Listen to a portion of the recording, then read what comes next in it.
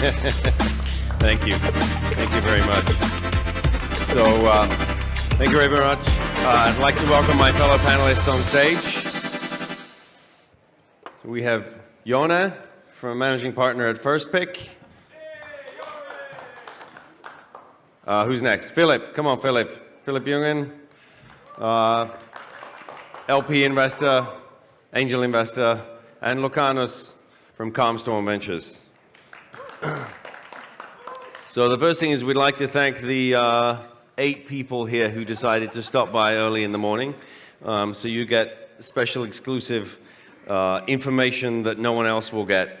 And so we're going to spend some time talking about emerging managers. And I just named all of you, but I'd love for each of you to give a quick intro as to your fund. Which fund is it? How size? What are you doing? So Jone, let's start with you. Okay, so let's start real quick. So FIRSTPICK is the very fresh fund we launched last year in November. There's one LP on stage from our fund. The cap is 20 million. Now we have 16.5 raised. And yeah, we're closing at the end of the year, and we're investing early stage, generalist, but focusing on the Baltics. Thank you. Yeah, that's good enough. Yep, Philip. Yeah, thank you. So I'm Philip. I don't have a fund. I'm the chairman of the Red Cross Pension Fund. I'm investing in Baltics since 2016. Started off with direct investments and got more excited about emerging managers in the Baltics and across all CE. Thank you, Philip. Lucanus.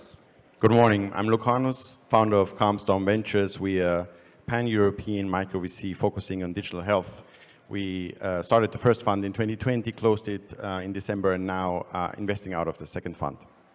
Super. Thanks, Lucanus, and thanks for coming to visit all the way to Riga. So, Philip, I'm going to start with you, and maybe for those of you in the audience who are not fund managers and actually, deep into the industry. First, Philip, maybe you can explain sort of what is an emerging fund manager? How does that differ from any other fund manager, and how should you think about that? Yeah, that's a very good question. I'm not sure I'm the best person to answer to this. But emerging managers come in different colors. Those are people that maybe came from a bigger platform, have a lot of experience, and then spin off with their own fund, or it's operators, turning into investors, raising a fund. I guess it's young brands. Maybe within the first 3 funds, you're still considered an emerging manager, if that's enough of a definition. Yeah, first two or three funds. I guess people differ on whether the third fund is still emerging, right? I mean, second fund is already, it's already a big platform, I guess. Yeah, and so maybe it's helpful for people to understand. So what do you think is different about someone raising one of their first 1 or 2 funds, sort of for everyone to understand? Yeah, so I think an emerging manager on, let's say, Fund 1, you can compare it to a startup founder. Raising the first angel round. Of course, it's more money is involved, but you're pitching a business model, you're pitching a thesis. You have to build conviction among LPs, maybe for the first time. If you haven't raised money for a startup before, this can be quite challenging because it's a very different process. The difference is, let's say, if you are on Fund 7, as a GP, you're probably more concerned in running an asset management firm, whereas if you are on Fund 1 or Fund 2, all you do is picking, investing, and maybe fundraising, but it's really, you are incentivized like the founder of a company, because if a fund turns out to be successful, it really gets, it really makes a difference for you. Mm-hmm. Okay. And then, Lucanus, if you can maybe talk a little bit about, Calmstorm is a pan-European fund, and so how do you tell the story to potential fund investors as to why you versus any other fund that they could invest in? Oh, obviously, because we are the most active health investor in Europe. But no, the true story is that I was investing in health as a fund manager, but it was not my firm. I was just a partner of a tier one company called Speedinvest. You might know them. And I wanted to build that originally within the fund, within the firm. So I wanted to build that thesis and that team and my own like subset fund in health. But at that time, 14, 15, even 16 and 17, no one believed in that industry as a VC case. They didn't think that the digital health wave will come and hit us. And so end of 19, like so many other founders around, I decided I want to really pursue that dream of investing in health. And I had to find my own setup. I had to find my own investors. I wanted to build something, and we happened to call it Calmstorm, but it wasn't the motivation to build a fund. It was the motivation to be able to invest in digital health founders. I think that was the original motivation. And so when I'm talking to investors now, raising the second fund, I think they understand that I didn't do that because I wanted to raise a fund. I wanted to invest in founders. And we were just enormously lucky when I started in 2020. I had 1 million, and you normally can't build a fund with 1 million. It's impossible. But we still tried to do it, and that was February 2020. And 6 weeks later, the pandemic hit, and it wasn't a digital health wave coming from the US, it was a tsunami. Mm-hmm. And so, like with founders, very similar story. The idea counts nothing if you are not at the right moment, in the right time, and I think we just had we were very lucky. That's super. And so, Jone, why is it the right time for FIRSTPICK to start now in Lithuania then? Is timing a big issue for you as well? That's a good question, actually. I think the timing is right. I was actually thinking about what is emerging fund manager, because I feel like in the Baltics, majority of the fund managers are emerging fund managers. It's such a niche market. For us, it seems like, this is the market, but I think for an LP coming maybe from the West Europe, the funds are very similar in a sense that they're targeting the Baltics. But yeah, we felt actually, even when we started fundraising, which was more than a year ago, and with the upcoming downturn, we were a little bit a little bit scared that it might not happen, but that we have to do it because we see that the founders are emerging. We have enough contacts to actually deploy the 20 million we want to deploy. And we went after it, and apparently the thesis stuck. So I think it was the right time. We saw there is a niche in the market for early stage to be focused purely on the Baltics, but being maybe more generalist, not being a very specific vertical focus. So, yeah. Okay, and I understand you're trying to go not just Lithuania, but across the Baltics. So what does that mean for you as an operation? How do you think about that?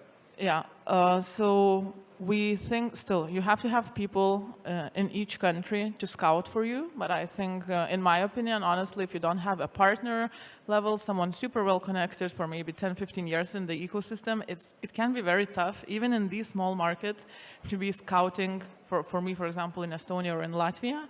But I think having good relationship with other funds helps a lot, so we get the pipeline from there. But operationally, definitely for a small fund, being even pan-Baltic, that's already, it seems like quite extensive for me. Mm-hmm. And when I think that someone is scouting pan-European, I'm like, how do you manage to do it? So how do you manage to do it, Lucanus? You must have like thousands and thousands of startups to look at. Even just the health space in Europe is massive. Yeah, that's true. And it's also overwhelming. So I think what you need to do is we are a very small team, and so we have only limited capacity. So we are really rigid in our kind of process, what to look at and what not to look at. But in the end, I think because we are a small fund, we write small tickets, we often invest with bigger funds together. We have the vertical expertise, we have this community of health founders, and often we rely on the expertise of bigger funds doing the due diligence in terms of the numbers and also the legals. Where we come in is, I think, the community and also the approach towards the founders. So in the end, I think we decide on the deal whether we want to invest in the founder personality rather than in the product, because I think other than Dropbox, maybe all the products would change over time anyways up until to IPO. So if we would invest at pre-seed in the product, I think we would do the wrong decision. We invest in the founder. And that's easier when you do that together with other funds. But obviously, investing pan-European is enormously difficult. But hey, who said it's easy to be an emerging manager? Like, I never heard about that. Yeah, exactly. But let me then follow up on that. So you say you're investing with bigger funds. So what happens when that bigger fund talks to the startup and says, well, we need 20% ownership in this company, so they're sorry, there's no room for you, Lucanus, even though you made the introduction. How do you deal with that? Yeah, that happened to me. Yeah, and I think, and I totally understand that this is the strategy of some of these bigger funds. I'm not happy about it, and I'm obviously, I like to invest with other funds that make room for us and understand that the founders need optionality and build the cap table like an art, rather, just go to sleep with only one. But in the end, it's the founder who decides. If the founder wants more people on the cap table, it's him to decide. And if he has the power, if he has more term sheets, he goes for whatever direction he wants to. What obviously doesn't happen is if I get kicked out by a bigger fund, they don't get deal flow from me, and I normally see the deals earlier. So it's a long-term game, and karma is a... I think venture capital is a long-term game. Exactly.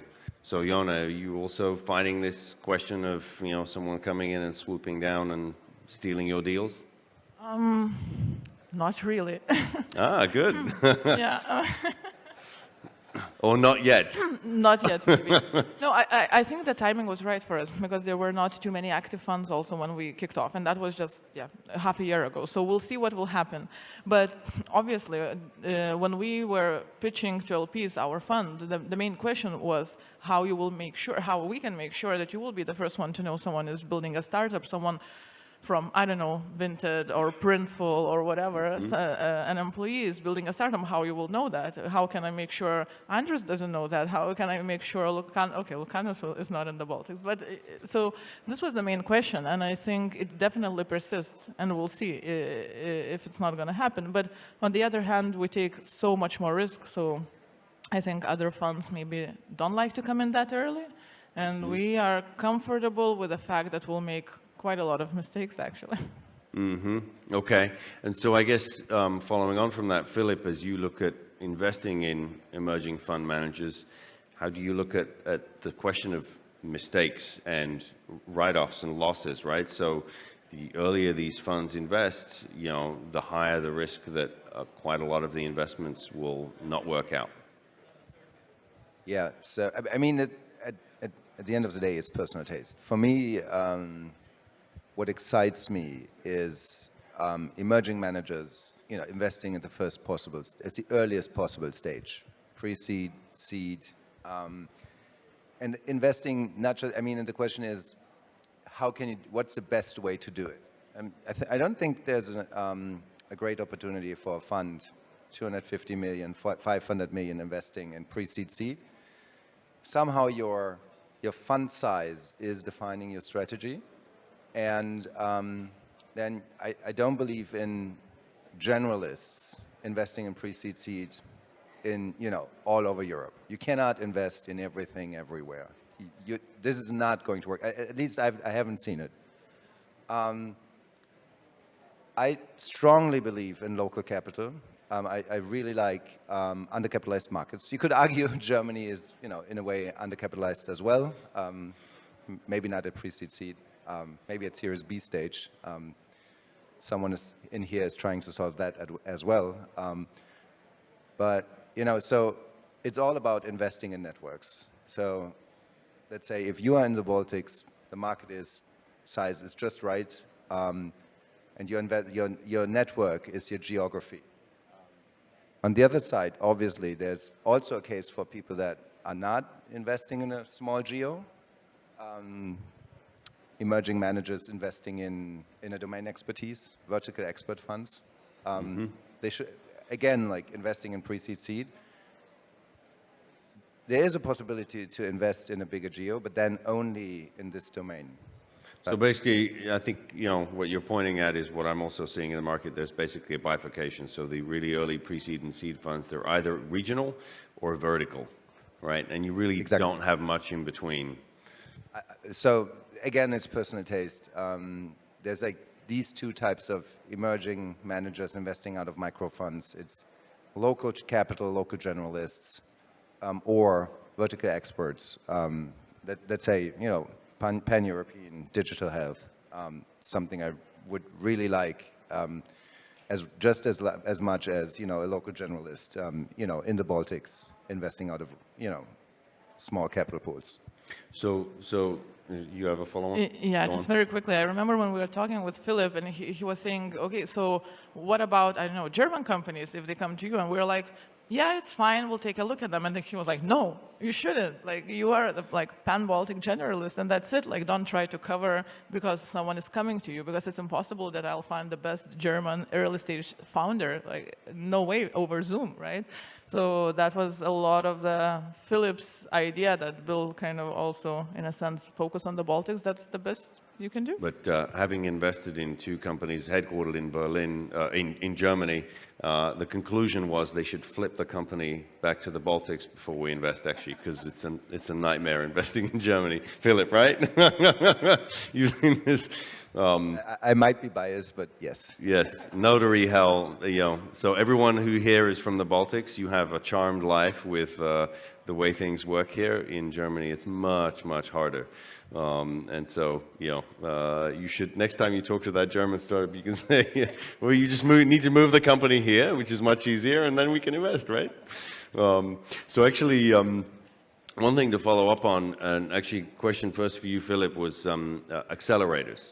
So 10, 15 years ago, accelerators were all the rage. Like, YC and Techstars had sort of led the way in 500 startups, and there were a bunch of accelerators all over the place. And that trend seems to have died down. Have you looked at accelerators to invest in, and what do you think of that kind of investing model and model for both founders and investors? So I have not considered investing in accelerators. I have invested in a fund that is, investing on top of an accelerator, but not exclusively. I think 10, 15 years ago, and you mentioned Y Combinator, 500 startups, accelerators look differently. It's a lot about who's running the accelerator, what type of mentors, what type of feedback you're getting out of these. At some point, I feel like these accelerators are kind of commoditized and they're losing an edge. So if you are talking to someone that has graduated from YC in 2012, you will hear a very different story compared to someone who has been recently through YC. On the other side, I'm all power to YC, scaling it globally, because now you have people from India, companies from India getting access to, to really, really good feedback. Mm-hmm. But again, I think I wouldn't be that excited to invest in those accelerators. So, Jone, maybe you want to answer this because you've been tied to this as well. Yeah, I think for us, also the main question from LPs when we were fundraising was how much time you will spend. So for those that don't know, so our fund where private LPs are investing is on top of the accelerator, though the accelerator itself is actually invested by the fund of funds in Lithuania. So the main question was how much time you will be spending on the accelerator and how much time you will spend on the fund where we are investing. And it was actually for me, it seemed quite interesting, but that's very true. Accelerator requires a lot of resources and it's actually quite expensive. And at the end of the day, in my opinion, I thought it's much more interesting for LPs that you are accelerating, helping those startups. You have the program with your own network. At the end of the day, I realized it's not that much interesting. Even if we say it helps to select the few that we are investing, no one really cared that much. So yeah, I'm just being the one from the LP side. Yeah, exactly. Right, but what about the founders? Oh, the founders, of course, they come for that. Right. But I really agree with Philip. I think it's becoming commoditized. It's difficult to stand out a lot. How your accelerator is different, why is it better, what's the value proposition. And I think the big brands, also like pan-Baltic brands or the American brands, probably at the end of the day, that will be the value they will be providing. That will differentiate from the rest of the accelerators. Okay. Because the know-how, I think, the same, like, change ventures can provide that knowledge maybe, and, other funds can provide that knowledge, not being in an accelerator as well. So Lucanus, when you talk to digital health founders, what's the conversation on accelerators? Because I'm sure some of them are looking at or have been or thinking about. Look, I think in the end of the time, a founder wants two things. He wants financing, so cash, and help. And the question is, at what stage he needs the help and what kind of help. And I think it's really different for every single founder, where they're coming from. Are they doctors or are they tech people? And they need different things. So it's cash and help. And whether that's an accelerator, a micro fund, an angel group, there's so many options out there, and I don't think there's a recipe for everyone. The underlying truth is the community. So we are building a community of health tech founders. I think the biggest one in Europe, out of a micro VC. But you can build that community out of an accelerator. You can build that out of an angel group. You can build that out of an angel fund, whatever you call that. It's the community that counts. So when a founder comes to me and say, I would like Calmstorm to be part of my cap table, and I ask him why, and then he says, because of your community and not because of you, Lucanus. Right? So I think that's the core value that we provide and that others are providing, no matter whether their model is an accelerator or something else. And is that because 15 years ago, you didn't have YouTube full of, tutorials on anything, any topic you could think of as a startup founder, right? You can find it all on Google now. So sometimes when a founder asks me, well, where can you find that? I'm like, well, you didn't Google it? Because it's all out there, right? Is that because the information is all there and really it's the community and interaction and the network that's really the value add that stays? What a fantastic question. I mean, look at us. Look at you and you in the audience. There is no information in the internet that there is not out there. You can get everything. You can become an investment banker out of Google.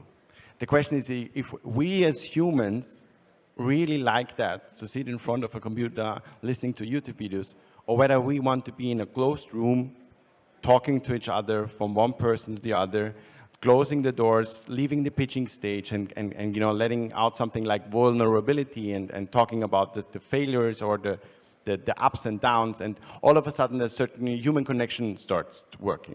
And yes, if I advise a founder, telling him, well, increase your round size, you need longer runway, times out there are difficult. He listens to these words, and then a founder tells him the same in a different setup, and it could be the exact same words, but he believes the founder because he has like a connection from founder to the founder rather than from the founder to an investor. So it really depends who is telling you something and in what kind of setup that you are able to take your decisions out of that. So I'm not afraid of any YouTube movie out there at all showing or telling them what to do. I think the personal conversation always counts in the end. Okay.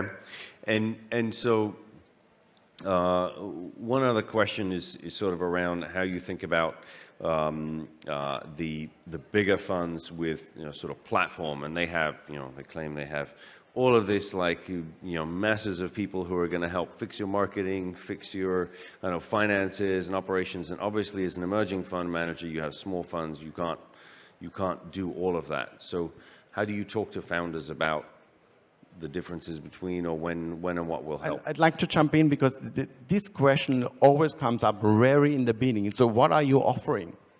And if you tell them, obviously I could tell them, well, I'm offering it X, Y, Z, and I have these experts on something. I think this doesn't make sense. Like I tell them, you don't get anything from me other than community. And then the expectations are quite low. but the expectation is directed into something that I really can provide.